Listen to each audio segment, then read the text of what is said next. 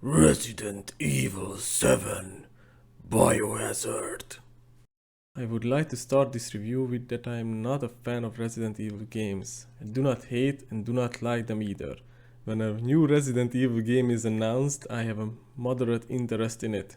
I played Resident Evil 2 Remake and Resident Evil 5 before playing Resident Evil 7. I do not care who made the game, did or did not have any problems during development. The only thing I care about is what in front of me, the game. Let's start with the most important part, the gameplay. It's clear that this game was designed for console and controller. Many of the game mechanics was clearly designed with the controller in mind.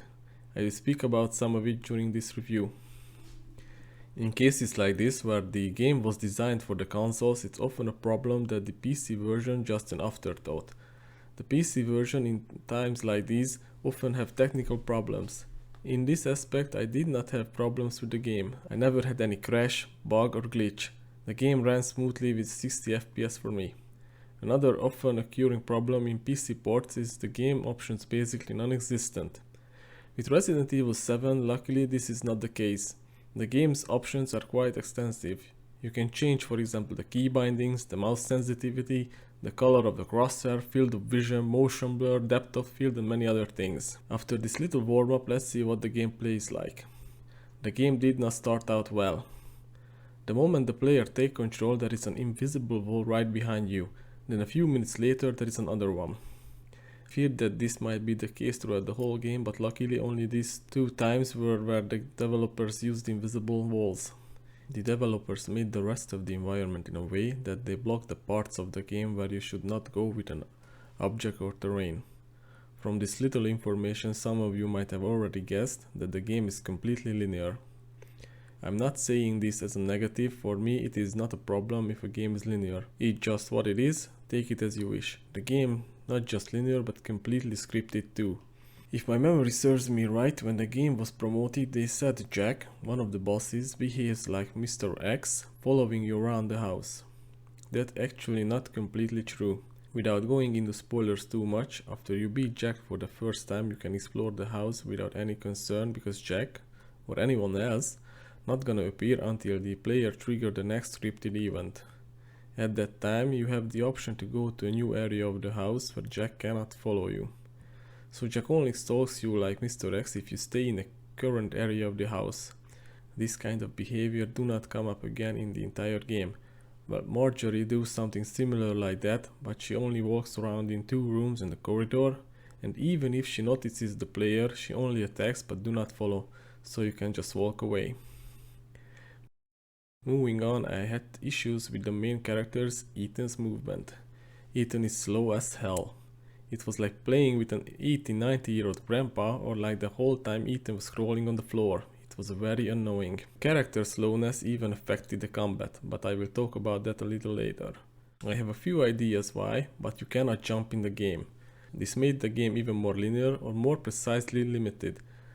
There is some random object in your path and the only thing you can do is walk around it. I'm not saying in every game you have to have the ability to jump, but in a AAA game not having this ability, even if it does not add anything major to the game, in my opinion is lazy. On the other hand, not being able to jump do not give anything meaningful to this game either. The next point is somewhat related to the fact that you cannot jump in the game. The character jumps up and climbs down of things on its own. For example, climbing up a ledge or climbing up or down a ladder, the game just decides on its own what the player wants to do. During my playthrough, it happened to me more than once that Ethan just jumped down instead of climbing down the ladder, and in the process losing some health. There was a time when I had to climb down on a ladder and I could not see it because it was almost indistinguishable from the floor. It took me at least a few seconds just to find it and trying to trigger the climb down animation. I do not know why game developers do this nowadays, because it does not make the game more immersive. I like it much better to be either the game asks you to press X or some other button, or when you are standing next to a ledge you just press jump and then the character climbs up instead of this climbing up and down automatically designed. As I said, not having a jump function in a AAA game is lazy. Speaking of the game doing things automatically, you cannot turn on or off the fucking flashlight, because why the fuck you should be able to do something like that? Speaking of the game doing things automatically, you cannot turn on or off the flashlight, the game decided for you as well. Again, not immersive, not cool, simply lazy. There were many times I would have liked to turn on the flashlight, but I could not, because I did not have control over it. This is just another example how scripted the game is. It's not just you cannot activate the flashlight whenever you want, but its implementation is bad too. For example, Ethan can use the flashlight by going down a ladder and speaking at the same time, or by blocking or shooting. So what, the flashlight just floats next to Ethan's head or something, because it's clearly not in his hands or mouth. Again, lazy design for a AAA game. The game physics not very consistent either. Some objects are movable if you collide with them and some are not. For example, the swings outside the house and the fish in the water are movable, but the beginning of the game, the dead body that resurfaces cannot be moved. Again, lazy, inconsistent design. Now let's speak about the items, inventory and crafting. First, the items. Categorizing the items, you have weapons, healing, crafting, quest and miscellaneous items. The player can choose from a variety of weapons like knives, pistols, shotguns, assault rifle, flamethrower, remote bomb and grenade launcher. This is the cause of one of the problems in the game, but I will talk about that later. For healing items there is first aid and large first aid. For crafting there is gunpowder, herbs, chem fluids. The player's personal inventory is very limited and can carry only a few items. So you have to choose wisely what you keep at hand. As I said before, the game was designed with console and more precisely controller in mind. When the player opens the inventory there is a hand icon on one of the items, but that icon do not represent the mouse cursor. You have to drag the actual mouse cursor over the item you want to use. This can be very confusing in a rush trying to find your tiny mouse cursor compared to the big hand icon. Clearly this is a left behind design element from the console version, where you open the inventory, the cursor jumps there immediately. And again another lazy implementation for a AAA game. The items that not needed anymore or do not need currently can be left behind in the player's personal chest in the safe rooms. For a fun fact, I'm just going to say I did not realize you can sort the items in your chest until I rewatched my recorded footage, so one can say it was advertised well. On a side note, you can save the game in the safe room, but what's the point when there is a lot of checkpoint too? And again, with the items there is another lazy, inconsistent design. You can stack ammo, herbs, gunpowder, but you cannot stack chem fluids. So why can you stack most items with the exception of a few? There is a similar problem with crafting too. You can craft first aid, large first aid, pistol and hand pistol ammo, flame and chemical grenades, but you cannot craft shotgun or assault rifle ammo. Again, why can you craft all those ammo but not the other two? For the last part of the gameplay segment, the combat. The combat is mostly decent, it got the basics down. There is headshot damage, so there is actually a point not to just aim at the enemy's general direction. The weapons have recoil, so the game at least requires some skill. Well, I said it mostly decent, so there is clearly some problems. But with most of this game's problems, they are mostly minor. So let's see what they are. First of all, as I said before, Ethan is slow, really slow, so there is not much point running away, it's better to just block. There is not much enemy variation either. There is two basic enemy, a two-legged one and a four-legged one. The two-legged one have four other variants, but they are mostly the same. The only difference is between them that one has one arm, another one has one blade arm and the other has no arm. There is a mini-boss kind of enemy, but it looks pretty similar to the basic two-legged one. The difference is that it's simply fat, has more health and uses different attacks. Of course, as other Resident Evil games, there are boss fights. There is around 4 boss fights in this game.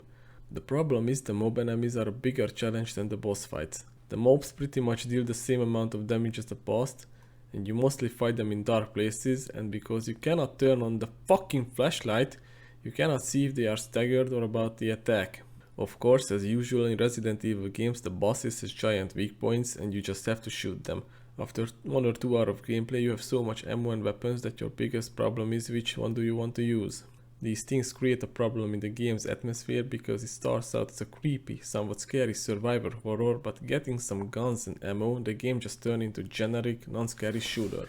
There is barely any enemies, lots of times you just walk around. The enemy spawn is really bad, they are often just spawned right behind you. There are some problems that I'm just gonna list here.